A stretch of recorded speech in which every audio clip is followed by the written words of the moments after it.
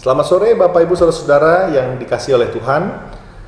Hari ini bersama saya Pendeta Judis dan Saudari Yunis, kita akan mengadakan kebaktian rumah tangga di rumah kita masing-masing. Sebelum kita memulai, kita memuji Tuhan dari Kidung Jemaat nomor 4, Hai Mari Sembah.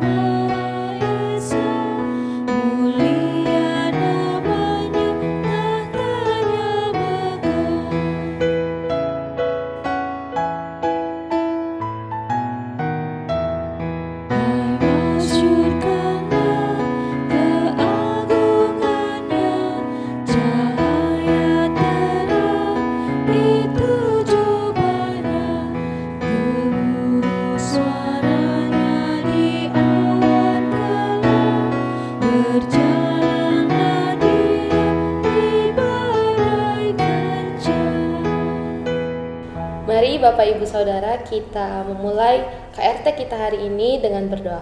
Kita bersatu dalam doa. Bapa kami yang bertata di dalam kerajaan surga, kami mengucap syukur kepadamu Bapa, karena pada saat ini kami masih dapat berkumpul secara online untuk memulai KRT kami. Bapa, kiranya Engkau berkati kami satu persatu, Engkau buka hati dan pikiran kami agar kami dapat mengerti dan memahami firman-Mu yang akan disampaikan oleh Pak Pendeta hari ini. Engkau juga berkati Pak Pendeta agar ia dapat menyampaikan firman-Mu sesuai dengan kehendak-Mu. Hanya dalam nama anak-Mu Tuhan Yesus Kristus kami berdoa dan mengucap syukur. Amin. Bapak Ibu Saudara, kembali kita memuji Tuhan. Kita bernyanyi bersama-sama Kidung Jemaat 421, Yesus saja kawanku musafir.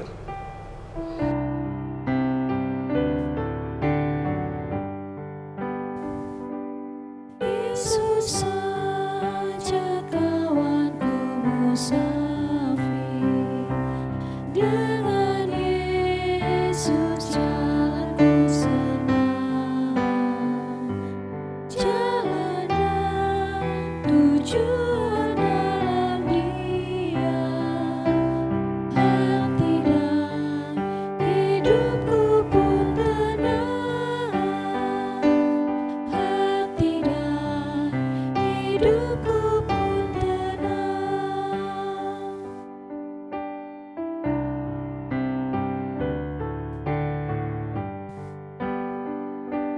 Di jalanku menempuh lautan, melintasi gunung dan lembah, jika bukan Dia memanduku, tak ku capai rumahnya Bapa,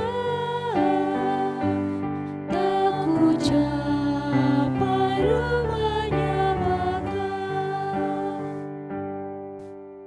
Saudara-saudara, kini mari kita mempersiapkan Alkitab kita. Kita akan membaca dan merenungkan firman Tuhan. Sebelum kita bersama-sama membaca dan merenungkan firman Tuhan, kita berdoa. Terpujilah nama-Mu Tuhan, Allah kami yang maha baik. Tiba saatnya untuk kami saat ini membaca isi Alkitab kami dan merenungkannya. Kami mau memahami kehendak Tuhan untuk dapat menjadi panduan dan juga petunjuk bagi kehidupan kami sehari-hari. Kami mohon hikmat-Mu supaya bersama-sama kami mengerti firman Tuhan ini. Di dalam nama Yesus Kristus kami berdoa. Amin. Bapak Ibu Saudara, firman Tuhan hari ini akan kita baca dan renungkan diambil dari surat Roma pasal 6 ayat 1 sampai ayat yang ke-14. Dan Saudari Yunis akan membacakan firman Tuhan untuk kita semua. Roma 6 ayat 1 sampai 14. Jika demikian, apakah yang hendak kita katakan? Bolehkah kita bertekun dalam dosa supaya semakin bertambah kasih karunia itu? Sekali-kali tidak. Bukankah kita telah mati bagi dosa? Bagaimanakah kita masih dapat hidup di dalamnya? Atau tidak tahukah kamu bahwa kita semua yang telah dibaptis dalam Kristus telah dibaptis dalam kematiannya? Dengan demikian kita telah dikuburkan bersama-sama dengan Dia oleh baptisan dalam kematian, supaya sama seperti Kristus telah dibangkitkan dari antara orang mati oleh kemuliaan Bapa, demikian juga kita akan hidup dalam hidup yang baru. Sebab jika kita telah menjadi satu dengan apa yang sama dengan kematiannya, kita juga akan menjadi satu dengan apa yang sama dengan kebangkitannya. Karena kita tahu bahwa manusia lama kita telah turut disalibkan, supaya tubuh dosa kita hilang kuasanya, agar jangan kita menghambakan diri lagi kepada dosa. Sebab siapa yang telah mati, ia telah bebas dari dosa.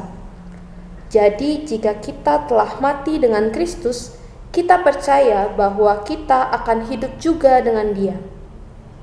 Karena kita tahu bahwa Kristus sesudah Ia bangkit dari antara orang mati, tidak mati lagi, maut tidak berkuasa lagi atas Dia. Sebab kematiannya adalah kematian terhadap dosa, satu kali dan untuk selama-lamanya, dan kehidupannya adalah kehidupan bagi Allah. Demikianlah hendaknya kamu memandangnya, bahwa kamu telah mati bagi dosa, tetapi kamu hidup bagi Allah dalam Kristus Yesus. Sebab itu hendaklah dosa jangan berkuasa lagi di dalam tubuhmu yang fana, supaya kamu jangan lagi menuruti keinginannya. Dan janganlah kamu menyerahkan anggota-anggota tubuhmu kepada dosa untuk dipakai sebagai senjata kelaliman, tetapi serahkanlah dirimu kepada Allah sebagai orang-orang yang dahulu mati tetapi yang sekarang hidup. Dan serahkanlah anggota-anggota tubuhmu kepada Allah untuk menjadi senjata-senjata kebenaran. Sebab kamu tidak akan dikuasai lagi oleh dosa, karena kamu tidak berada di bawah hukum Taurat, tetapi di bawah kasih karunia. Bapak Ibu Saudara, demikianlah firman Tuhan yang sudah kita dengar bersama-sama. Semoga kita menjadi orang-orang yang berbahagia karena mendengar firman Tuhan dan lebih lagi melakukan firman Tuhan ini dalam kehidupan kita sehari-hari. Terpujilah nama Tuhan. Saudara yang dikasih oleh Tuhan, saya hari ini mau mengajak kita untuk merenungkan dan juga mendalami perikop Alkitab yang kita baca tadi secara khusus melalui dua kata kunci, yaitu kata dosa dan kasih karunia. Dosa, saudara, dalam kitab Roma pasal 6 ini menggunakan kata Yunani yaitu hamartia. Apa itu hamartia? Hamartia secara harafiah bisa diartikan sebagai sebuah kegagalan manusia dalam melakukan kehendak Allah. Meskipun manusia berusaha untuk melakukan kehendak Allah dengan segala usahanya, dengan segala kemampuannya, namun selalu gagal, dan di situ akhirnya manusia jatuh dalam dosa. Nah, jika demikian, Bapak Ibu Saudara, maka tidak ada yang dapat kita lakukan sebagai manusia. Kita tidak bisa sama sekali menghindari dosa itu. Maka dari itu, manusia membutuhkan kasih karunia. Kasih karunia atau dalam bahasa Yunani charis menunjuk pada anugerah yang dicurahkan Allah kepada manusia, yang dicurahkan bukan berdasarkan kebaikan atau kesalehan manusia, bukan karena keberhasilan manusia, tetapi karena kasih Allah itu, karena kasihnya di dalam karya penebusan Kristus. Jadi anugerah Allah ini dicurahkan bukan karena keberhasilan kita dalam mematuhi semua kehendak Allah, tetapi justru karena kegagalan manusia dalam kehendak Allah. Kasih karunia itu dicurahkan karena kita gagal untuk melakukan kehendak Allah, karena kita berdosa. Dengan demikian Bapak Ibu Saudara, secara sederhana dapat kita simpulkan bahwa kita sebagai manusia yang berdosa membutuhkan kasih karunia Allah untuk bisa tetap hidup. Kasih karunia Allah itu jauh lebih besar dari dosa-dosa manusia, sehingga kasih karunia itu bisa membuat kita tetap hidup. Dan ini yang dikatakan oleh Rasul Paulus dalam Roma pasal 5 ayat 20, dikatakan di sana, di mana dosa bertambah banyak, di sana kasih karunia menjadi berlimpah-limpah. Namun sayangnya Bapak Ibu Saudara, kasih karunia Allah yang dicurahkan itu seringkali disalahgunakan oleh manusia. Penyalahgunaan kasih karunia ini bisa kita temukan ketika manusia kerap kali justru memanfaatkan kasih karunia Allah itu untuk terus hidup di dalam dosa. Sederhananya, mentang-mentang ada kasih karunia Allah, manusia seringkali justru terus hidup dalam dosa. Masalah ini ditemukan dan juga dikemukakan oleh Rasul Paulus di dalam bagian Alkitab yang kita baca.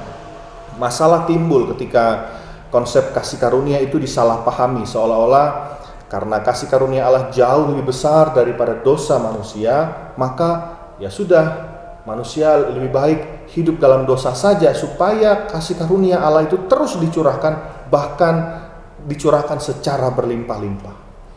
Nah, Bapak Ibu Saudara, di sini persoalannya. Penyalahgunaan kasih karunia itu justru menjadi persoalan. Maka dari itu dalam pasal 6 ayat 1 sampai 14, Rasul Paulus mau menyanggah pemahaman yang keliru ini.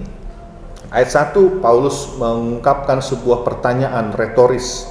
Jika demikian, apa yang hendak kita lakukan? Bolehkah kita bertekun dalam dosa supaya semakin bertambah kasih karunia itu?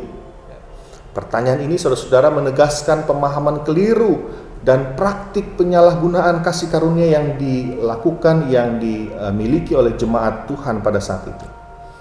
Dan dengan tegas lalu Rasul Paulus menjawab, sekali-kali tidak.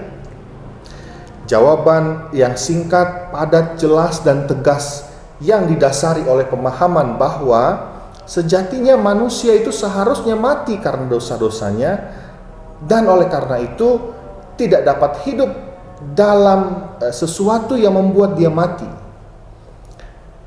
Seharusnya manusia karena dosanya mati, dan tidak mungkin manusia hidup di dalam kondisi yang membuat dia mati.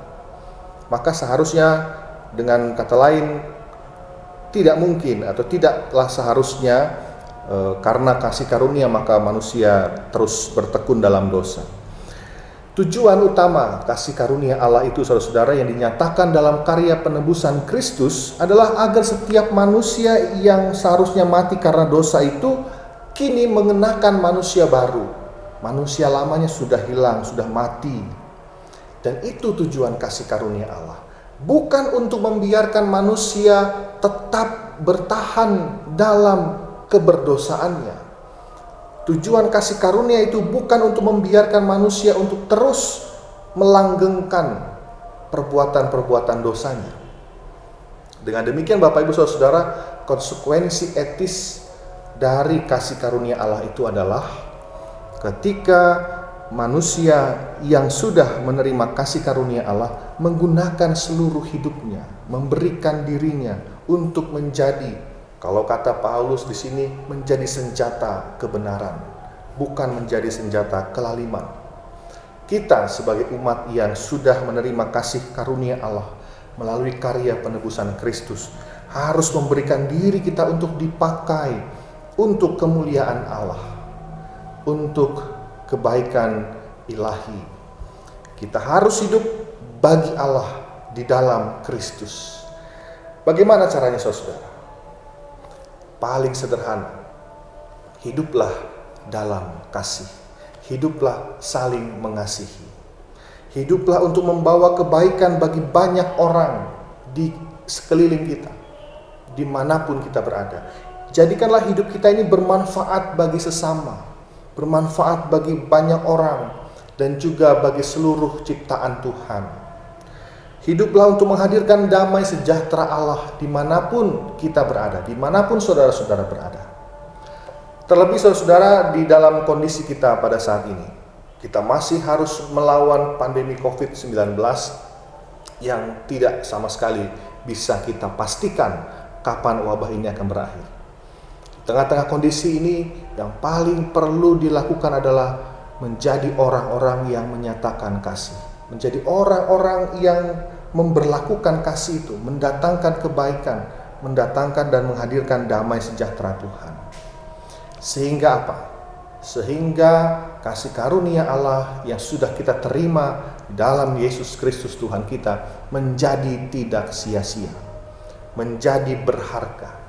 Karena kasih karunia Allah itu meskipun diberikan secara cuma-cuma, bukanlah kasih karunia, bukanlah anugerah yang murahan, tapi anugerah yang berharga, yang tidak ada bandingannya.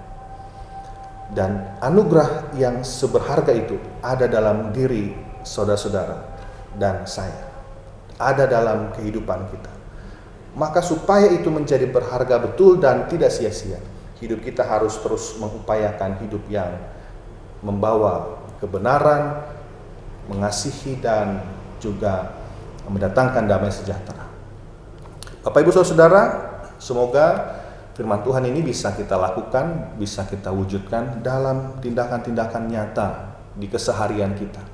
Apapun yang kita kerjakan, apapun profesi kita, apapun posisi kita, apapun tugas tanggung jawab kita, firman Tuhan ini menjadi pedoman hidup kita. Tuhan Yesus memberkati. Amin.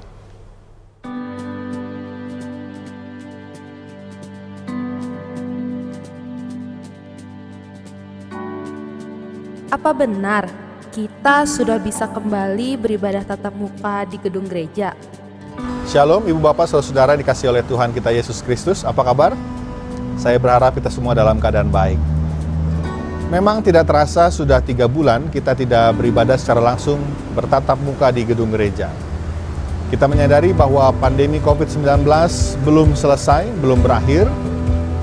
Meskipun demikian, kita akan memulai sebuah kenormalan baru dalam kehidupan bergereja kita. Berdasarkan dengan kebijakan pemerintah, sebetulnya sejak tanggal 7 Juni 2020 yang lalu, gereja dan juga rumah-rumah ibadah yang lain sudah diperbolehkan untuk mengadakan kembali kegiatan-kegiatan peribadahan secara tatap muka. Tentu juga kebijakan ini akan terus dipantau dan dievaluasi untuk kepentingan bersama. Berarti kita sudah boleh ibadah di gereja mulai minggu depan ya? Namun demikian Bapak Ibu Saudara, kita tidak perlu terburu-buru untuk bisa kembali beraktivitas di gedung gereja untuk beribadah secara bertatap muka. Oleh karena itu, Majelis Jemaat GKP Sukabumi memutuskan untuk memulai kembali peribadahan secara langsung mulai awal bulan Juli 2020, yaitu tanggal 5 Juli 2020, dengan tetap memperhatikan dan memberlakukan protokol-protokol kesehatan yang diatur oleh pemerintah secara tegas, namun juga dengan bijaksana. Berarti mulai 5 Juli kita semua bisa ke gereja? Tentu kita tidak bisa secara sekaligus datang berbondong-bondong seluruh anggota jemaat datang untuk kembali berkebaktian di gedung gereja. Maka Majelis Jemaat akan membatasi anggota jemaat yang datang untuk beribadah tiap minggunya. Pada minggu pertama bulan Juli, tanggal 5 Juli, yang akan ikut kebaktian di gedung gereja adalah anggota jemaat yang ada di wilayah 1.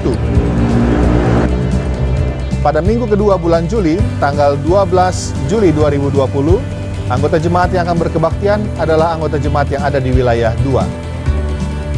Dan kemudian pada tanggal 19 Juli 2020 yang akan kebaktian di gedung gereja adalah anggota jemaat yang ada di wilayah 3. Pada minggu keempat kita akan mulai mencoba 2 kali kebaktian dengan pembagian wilayah yang akan diinformasikan oleh Majelis Jemaat kemudian. Lalu siapa saja sih yang boleh datang ke gereja? Nah, Bapak Ibu Saudara, sesuai dengan protokol yang sudah ditetapkan oleh pemerintah, kita juga akan memperhatikan orang-orang yang akan datang. Tentu juga menghindari resiko-resiko. Maka anggota jemaat yang memiliki kerentanan untuk tertular tidak diperkenankan. Anak-anak di bawah usia 15 tahun dan juga lansia yang berusia di atas 60 tahun untuk sementara waktu tidak diperkenankan datang untuk beribadah di gedung gereja. Begitupun dengan anggota jemaat yang memiliki riwayat penyakit yang membahayakan seperti hipertensi, sakit jantung, penyakit-penyakit pernafasan, atau anggota jemaat yang sedang berada dalam keadaan tidak sehat. Untuk sementara waktu disarankan untuk tidak datang dan beristirahat di rumah. Bagi mereka yang tidak bisa datang dalam kebaktian minggu karena pembatasan wilayah dan juga karena sakit, Majelis Jemaat akan tetap menyediakan kegiatan peribadahan di rumah melalui siaran YouTube secara streaming. Bagaimana dengan kebaktian kategorial lainnya? Selain itu, kebaktian-kebaktian kategorial yang lainnya, mulai dari kebaktian sekolah minggu, kebaktian remaja, kebaktian perempuan, kaum pria, lansia, dan juga kebaktian rumah tangga, untuk sementara waktu tidak kita lakukan. Sementara itu, Majelis Jemaat akan melengkapi seluruh sarana penunjang protokol kesehatan yang ditentukan oleh pemerintah. Protokol kesehatan dalam peribadahan. Cuci tangan.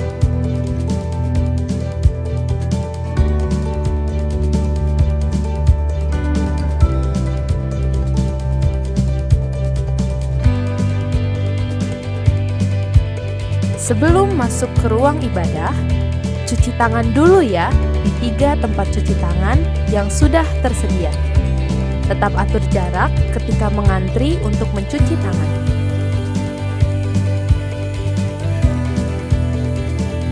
Cek suhu dengan mengantri berjarak.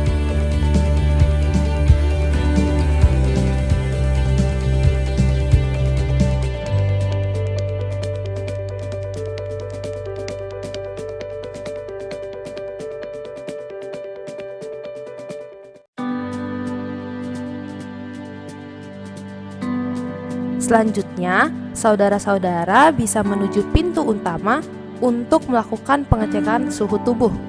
Tetap menjaga jarak ya.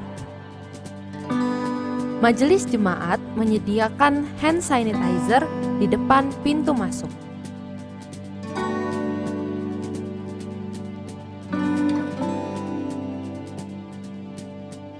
Memilih tempat duduk.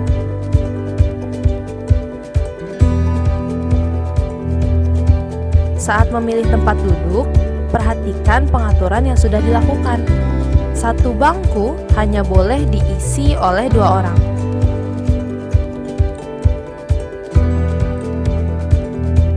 Teknis persembahan.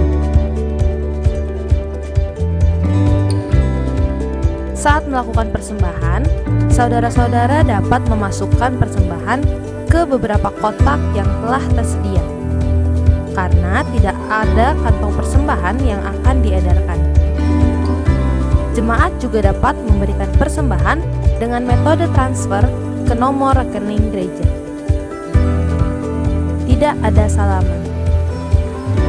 Selama masih menjalani new normal, kita tidak bersalaman dengan berjabat tangan. Kita akan menggantinya dengan salam namaste atau bentuk salam yang lain. Setelah kebaktian keluar dari 3 pintu, saudara-saudara dapat keluar melalui 3 pintu yang sudah tersedia. Setelah kebaktian usai, segeralah pulang, jangan berkerumun, dan tetap menjaga jarak. Dan yang paling penting untuk juga diperhatikan adalah saudara diwajibkan untuk memakai masker sejak dari rumah, selama peribadahan di gedung gereja, sampai saudara pulang kembali ke rumah. Dan jangan lupa membawa hand sanitizer, juga terus menjaga kesehatan. Saudara-saudara, demikianlah panduan kegiatan peribadahan di era kenormalan yang baru yang akan kita jalani mulai bulan Juli nanti. Semoga Bapak Ibu Saudara bisa terus memperhatikan panduan ini dan mematuhinya demi kepentingan dan kebaikan kita bersama. Mari kita terus berjuang untuk melawan pandemi COVID-19 dan kita jadikan gereja kita menjadi gereja yang membawa kehidupan, bukan gereja yang mengancam kehidupan. Sampai jumpa, Tuhan Yesus memberkati. Bapak Ibu Saudara, mari kini kita menaikkan doa syafaat kita. Mari kita berdoa. Kembali kami datang menghadap kehadirat-Mu yang Maha Kudus, ya Tuhan Allah kami. Kami sudah mendengarkan firman Tuhan, kami sudah diingatkan tentang kasih karunia-Mu yang begitu luar biasa, yang membuat hidup kami menjadi berharga, meskipun kami adalah orang-orang yang berdosa. Tapi karena kasih karunia-Mu itulah kami bisa tetap menjalani kehidupan kami dan menikmati cinta kasih-Mu dengan sukacita. Maka dari itu Tuhan, mampukanlah kami, teguhkanlah kami untuk bisa terus mengupayakan firman Tuhan itu bisa kami kerjakan, bisa kami lakukan di dalam kehidupan kami sehari-hari, dalam berbagai macam aspek kehidupan kami. Kami mohon tuntunan-Mu, kami mohon kiranya juga Tuhan menegur kami ketika kami melakukan hal yang keliru di hadapan Tuhan. Kami juga saat ini mau berdoa Tuhan untuk kehidupan kami, keluarga-keluarga, di lingkup jemaat kami, dimanapun kami berada. Kiranya Tuhan terus memelihara dan menjaga kami di tengah-tengah ancaman virus yang masih ada di bumi ini, dan juga di tengah-tengah pergumulan kehidupan kami yang datang silih berganti. Kami tetap mau mengandalkan Engkau sebagai Tuhan yang menolong dan menemani kami semua. Maka tolonglah kami Tuhan, supaya tetap percaya dan meyakini Engkau akan selalu hadir dan senantiasa merasakan pertolongan Tuhan yang begitu nyata. Kami juga mau turut berdoa bagi saudara-saudara kami yang saat ini sedang terbaring lemah karena sakit yang mereka derita, baik yang mereka harus dirawat di rumah sakit atau yang beristirahat dan dirawat di rumah. Kiranya Tuhan Engkau senantiasa hadir dan melawat mereka satu persatu, dan jika Tuhan berkenan, kiranya mereka pun dapat kembali sehat. Kami mau mendoakan juga rencana kami untuk memulai kembali kegiatan peribadahan di gedung gereja ini. Meskipun secara bertahap, tapi kami ingin tetap memulainya dengan keyakinan bahwa Tuhan akan bersama-sama dengan kami. Namun demikian Tuhan, mampukan kami juga untuk tetap bijaksana dan juga penuh hikmat untuk bisa tetap berhati-hati dan juga menjaga kesehatan, menjaga kehidupan yang Tuhan karuniakan ini. Maka kiranya Tuhan, kami semua sudah mempersiapkan banyak hal untuk memulai kembali peribadahan kami. Kiranya semua itu berkenan di hadapan Tuhan. Kami mau berdoa untuk kehidupan persekutuan kami, pelayanan yang kami kerjakan di masa-masa sulit ini. Kiranya juga Tuhan berkenan atas setiap pelayanan-pelayanan yang kami kerjakan. Kami berdoa untuk kehidupan kami di tengah-tengah masyarakat di kota Sukabumi, di negara Indonesia ini. Kiranya juga damai sejahtera Tuhan boleh hadir dan kami rasakan bersama-sama. Inilah doa syafaat kami Tuhan. Kami juga mau menyerahkan seluruh doa yang kami ucapkan secara pribadi di rumah masing-masing, doa-doa keluarga kami masing-masing, semuanya kami mau serahkan ke dalam tangan pengasihan Tuhan. Kami mau berdoa, mengalaskan doa ini di dalam nama Tuhan Yesus Kristus, Juru Selamat kami yang hidup. Amin. Bapak Ibu Saudara, sebelum kita mengakhiri kebaktian kita, mari kita kembali bernyanyi memuji Tuhan dari Kidung Jemaat 388, Selamat di Tangan Yesus.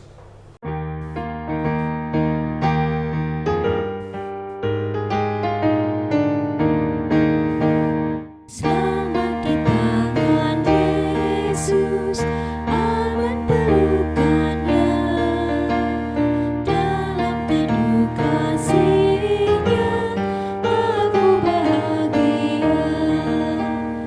Lagu merdu malaikat boleh ku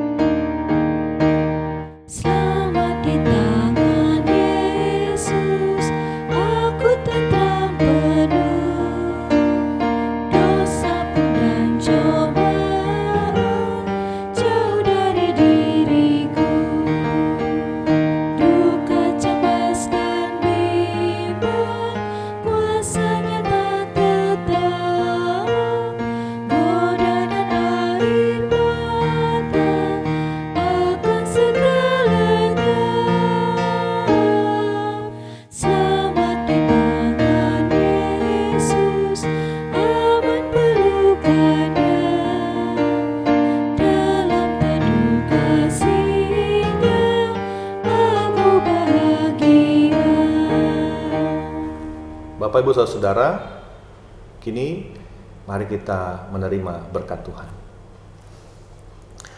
Kiranya Allah Sang Cinta, Yesus Kristus Sang Damai, Roh Kudus Sang Pemberi Kekuatan, memberkati serta menguatkanmu dan membarui kehidupanmu setiap hari. Kasih karunia, rahmat dan damai sejahtera dari Allah Tritunggal menyertaimu dalam kebenaran dan kasih, kini dan selama-lamanya. Amin. Demikian saudara-saudara, kebaktian rumah tangga kita sore hari ini. Selamat melanjutkan aktivitas saudara, selamat melanjutkan keseharian saudara, dan yakinlah Tuhan senantiasa menyertai Anda. Sampai jumpa, Tuhan Yesus memberkati.